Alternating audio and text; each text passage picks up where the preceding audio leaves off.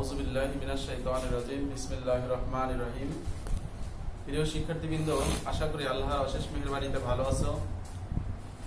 আজকে আমি তোমাদের সামনে উপস্থিত হয়েছি সপ্তম শ্রেণীর ইসলাম ও নৈতিক শিক্ষা বইয়ের দ্বিতীয় অধ্যায় পাঠ 10 ও 11 অর্থাৎ ইতিকাফ এবং সাওমের নৈতিকতা সম্পর্কে আলোচনা করব। শিক্ষার্থীবৃন্দ, পূর্বের ক্লাসে আমরা আলোচনা করেছিলাম সাওম এবং সেহরি নিয়ে। আশা করি তোমরা ভালোই বুঝতে পেরেছ। প্রথমে আমরা আলোচনা করব ইতিকাফ নিয়ে। ইতিকাফ আরবি শব্দ, যার অর্থ হচ্ছে অবস্থান করা, আটকে থাকা। ইসলামী শরিয়াতের পরিভাষায় সাংসারিক কাজকর্ম পরিবার থেকে আলাদা হয়ে মসজিদ ইবাদতের নিয়তে অবস্থান করাকেই সাধারণত ইতিকাফ বলা হয়। ইতিকাফ হলো সুন্নতে মুআক্কাদা কিফায়া, অর্থাৎ কোন গ্রাম থেকে সকলের পক্ষ থেকে একজন মানুষের যদি ইতিকাফ আদায় করে তাহলে সকলের পক্ষ থেকে আদায় হয়ে যায়। আর যদি কেউ আদায় না করে তাহলে সকলের এই গুনাহগার হতে হয়।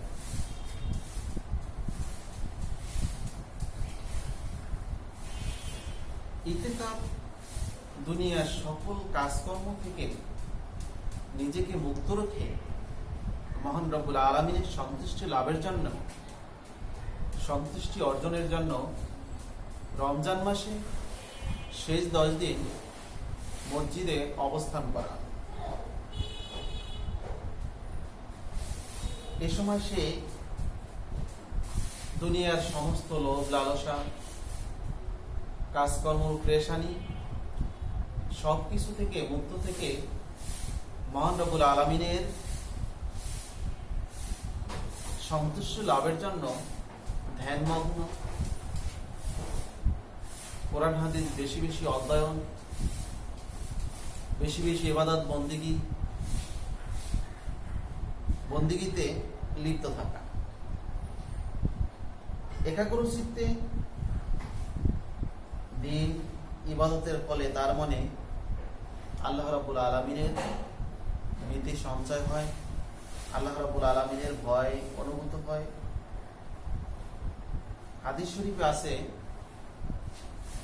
আমাদের প্রিয় নবী হযরত মুহাম্মদ সাল্লাল্লাহু আলাইহি ওয়াসাল্লাম রমজানের শেষ 10 দিন ইতিকাফ আদায় করতেন। এই আমল ইন্তেকাল পর্যন্ত তার নির্ধারিত ছিল, ইন্তেকাল পর্যন্ত তার বহাল ছিল। মহানবী সাল্লাল্লাহু আলাইহি ওয়াসাল্লামের মৃত্যুর পর তার পরিবার, তার বিবিগণ এ নিয়ম পালন করে থাকেন। রমজান মাসে লাইলাতুল কদর নামে একটি বরকতময় রজনী রয়েছে। যে রাত, যে রজনী তে যদি কেউ ইবাদত বন্দেগী করে তাহলে 1000 মাস ইবাদত বন্দেগী করলে যে সওয়াব হয়, ওই এক রাত ইবাদত বন্দেগী করলে তার চেয়ে বেশি সওয়াব তার আমলনামায় লেখা হয়। রমজান মাসের শেষ 10 দিনের বিজোড় রাতে, অর্থাৎ 21, 23, 25, 27, 29 তারিখে লাইলাতুল কদর খুঁজতে মহানবী সাল্লাল্লাহু আলাইহি ওয়াসাল্লাম সকল উম্মতদেরকে নির্দেশ প্রদান করেছেন। এ সময় ইতিকাফ অবস্থায় থাকলে লাইলাতুল কদর লাভের সৌভাগ্য হতে পারে। এটা আদায়ের নিয়ম। কিভাবে আমরা ইতিকাফ আদায় করব? রমজানের শেষ 10 দিন ইতিকাফ করা সুন্নাত। এর সর্বনিম্ন সময় 1 দিন 1 রাত। রমজান মাস ছাড়াও মুস্তাহাব ইতিকাফ যে কোনো সময় পালন করা যায়। স্ত্রীর লোক নিজ ঘরে নির্দিষ্ট স্থানে ইতিকাফ করতে পারেন। সাদাকাতুল ফিতর। সাদাকাতুল ফিতর ঈদুল ফিতরের দিন ঈদুল সালাতের উদ্দেশ্যে রওনা হওয়ার পূর্বে সাদাকাতুল ফিতর অর্থাৎ সাওমের ভুল ত্রুটি মার্জনার জন্য, সংশোধনের জন্য, আল্লাহর সন্তুষ্ট লাভের উদ্দেশ্যে গরিব, দুস্থ, অসহায়দের সহযোগিতায় যে নির্দিষ্ট পরিমাণ সম্পদ দান করা হয় তাকেই সাদাকাতুল ফিতর বলা হয়। মৌলিক প্রয়োজনের অতিরিক্ত নিসাব পরিমাণ সম্পদের মালিক প্রত্যেক স্বাধীন মুসলিম নরনারীর উপর সাদাকাতুল ফিতর ওয়াজিব। শিশু ও পরাধীন ব্যক্তি সাদাকা অভিভাবকরা আদায় করবে। তাৎপর্য: যে বছর রোজা ফরজ হয় সে বছর রাসূল সাল্লাল্লাহু আলাইহি ওয়াসাল্লাম মুসলমানদের সাদাকায়ে ফিতর আদায় করার নির্দেশ প্রদান করেন। মুসলমানগণ পবিত্র রমজান মাসে রোজা পালন করে আল্লাহ তাআলার ইবাদতে মশগুল থাকে। এসব দায়িত্ব পালনে অনেক সময় ভুল ত্রুটি, ভুলভ্রান্তি হওয়ার সম্ভাবনা থাকে। রোজা পালনে যেসব ভুল ত্রুটি, বিচ্যুতি হয়ে থাকে তার ক্ষতি সাধনের জন্য শরীয়তে রমজান মাসে সাদাকাতুল ফিতর ওয়াজিব করা হয়েছে। ফিতর পেলে গরিব অনাথ লোকেরা ঈদের খুশিতে সচ্ছল ব্যক্তিদের সাথে আনন্দ উপভোগ করতে পারে। এভাবেই ধনী গরিবের মাঝে ব্যবধান কমে আসে, সম্প্রীতি, সৌহার্দ্য এবং ভালোবাসা গড়ে ওঠে। হাদিসে আছে সাদাকাতুল ফিতর দ্বারা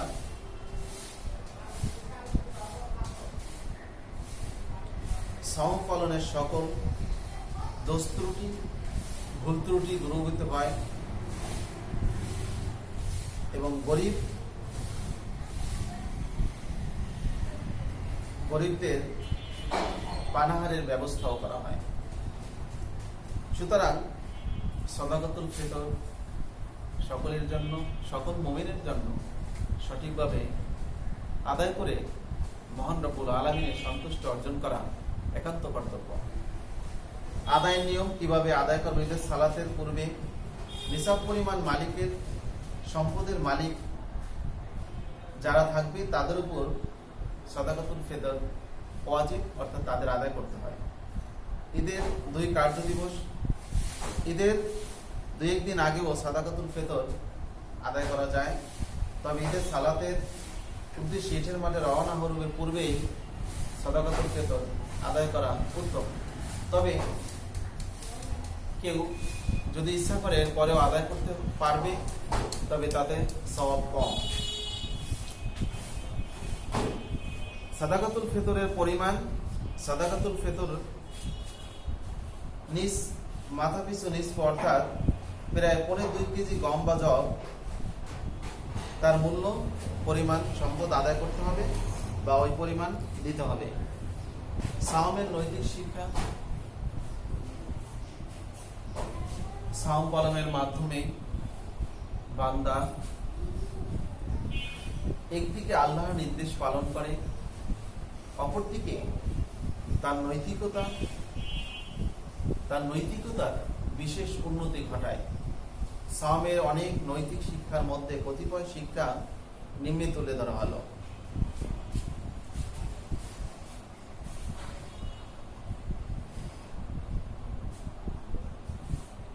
সাওমের নৈতিক শিক্ষার মধ্যে রয়েছে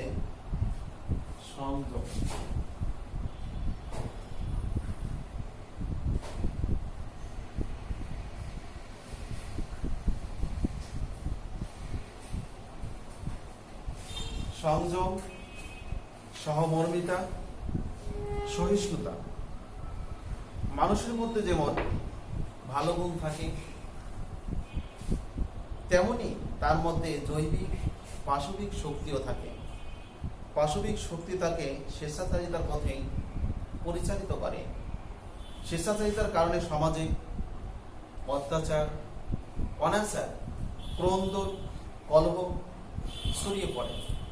জীবনের সর্বক্ষেত্রে শান্তি ও নিরাপত্তা প্রতিষ্ঠার জন্য মানুষের স্বীয় প্রবৃত্তিকে সংযমের মাধ্যমে নিয়ন্ত্রণে রাখা প্রত্যেকটা মুমিনের প্রয়োজন। রোজা মানুষকে এই সংযম শিক্ষা দেয়, রোজা মানুষকে এই সম্প্রীতি শিক্ষা দেয়, রোজা মানুষকে এই ভালোবাসার সৌহার্দ্যতা শিক্ষা দেয়। মানুষের প্রবৃত্তি তাকে তার খেয়াল খুশি মতো চলাতে পারে না, রোজা তাকে সে জিনিসগুলোই স্মরণ করিয়ে দেয়। রমজান সাওমে স্বাধীনতা, স্বেচ্ছাচারিতা নিয়ন্ত্রণ করে নির্দিষ্ট সময়ের মধ্যে বৈধ পানাহার ও অন্যান্য জৈবিক চাহিদা থেকে সম্পূর্ণ বিবেক, সম্পূর্ণ একটি ভিন্ন ধর্মে তাদেরকে শিক্ষা দেয়। এই সম চরম খাদ্য বিলাসী স্বেচ্ছাচারিতাকে সংযমী করে তোলে। পূর্ণ 1 মাস সংযম মেনে চলার প্রশিক্ষণ তাকে গোটা বৎসরে সংযমী হওয়ার শিক্ষা প্রদান করে। সহমর্মিতা, যে ব্যক্তি কখনো অনাহারে থাকেনি সে কিভাবে অনাহারের দুঃখ কষ্ট অনুভব করবে, বুঝতে পারবে। যাকে কখনো সাপে দংশন করেনি সে সাপে দংশন করলে যে যন্ত্রণা, সে যন্ত্রণা কখনই অনুভব করতে পারে না। সুতরাং রোজা পালন করলে সে অনাহারের দুঃখ কষ্ট বেদনা অনুভব করতে পারে। কোন অভুক্ত পিপাসার্ত ভিক্ষুক, ক্ষুধার্ত ব্যক্তির কি যন্ত্রণা, কি জ্বালা, কি কষ্ট, কি বেদনা, কি ব্যথা, এটা সে কখনো অনুভব করতে পারে না। যখনই সে আল্লাহ রাব্বুল আলামিনের সন্তুষ্ট অর্জনের জন্য রোজা পালন করবে তখনই এগুলা সে বুঝতে পারবে। ধনী গরিব রাজা প্রজা সকল মুমিন বান্দা সুবে সাদিক থেকে সূর্যাস্ত পর্যন্ত সকল প্রকারের পানাহার থেকে বিরত থেকে প্রশিক্ষণের মাধ্যমে ক্ষুধার জ্বালা বুঝতে পারে।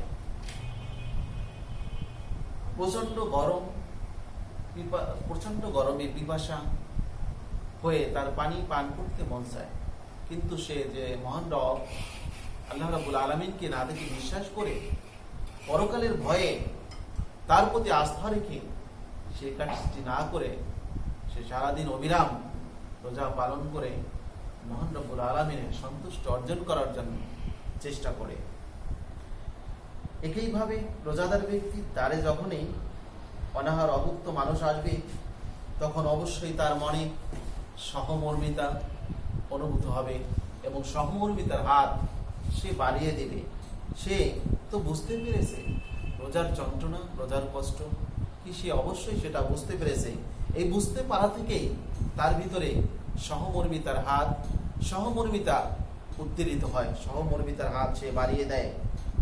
সহমর্মিতা সহিষ্ণুতা সাওম পালনের মাধ্যমে যতটা বৃদ্ধি পায় অন্য কোনো ইবাদতের মাধ্যমে এতটা বৃদ্ধি পায় না। সুতরাং এই রমজানের মাধ্যমে মানুষের ভিতরে সহমর্মিতার বেড়ে যায় এবং সহমর্মিতার সৃষ্টি হয়। এই উপলব্ধির বাস্তবতা পরীক্ষার জন্য রোজাদার ব্যক্তিকে ইফতার করানোর উপর গুরুত্ব আরোপ করা হয়েছে। বলা হচ্ছে একজন রোজাদারকে যদি ইফতার করানো হয় তাহলে ওই রোজার সমপরিমাণ সব তার আমল নামায় লিখে দেওয়া হয় এবং তার থেকে একটু যাকে ইফতার করানো হবে তার স্বভাবের পরিমাণে একটু কমতি হবে না। একজন রোজাদার অপরকে ইফতার করানোর মাধ্যমে হচ্ছে সহমর্মিতা এবং আন্তরিকতার বহিঃপ্রকাশ। সহিষ্ণুতা ধৈর্য মুমিনের জন্য বিশেষ গুণ এবং বৈশিষ্ট্য। প্রকৃতভাবে মানুষের অন্তরে থাকে অস্থিরতা ও চঞ্চলতা। যদি কোনো দ্রব্য তার আওতার মধ্যে থাকে তবে তা পাওয়ার জন্য তার মন বেকুল হয়ে ওঠে। মনের এই অস্থিরতা নিয়ন্ত্রণে নিজ ইচ্ছা মতো কাজ করলে সমাজে বিশৃঙ্খলা হওয়ার আশঙ্কা থাকে। একমাত্র সহিষ্ণুতার মাধ্যমে মনের কুপ্রবৃত্তি নিয়ন্ত্রণে রাখা এই রোজার মাধ্যমে সম্ভব। দীর্ঘ 1 মাস সিয়াম সাধনায় ধৈর্য ও শিক্ষার শ্রেষ্ঠত্ব একমাত্র মাধ্যম। রোজা পালনকারী দিনের বেলায় ক্ষমতা থাকা সত্ত্বেও কিছু পানাহার করে না ও অন্যকে পানাহারে উৎসাহিত করে না।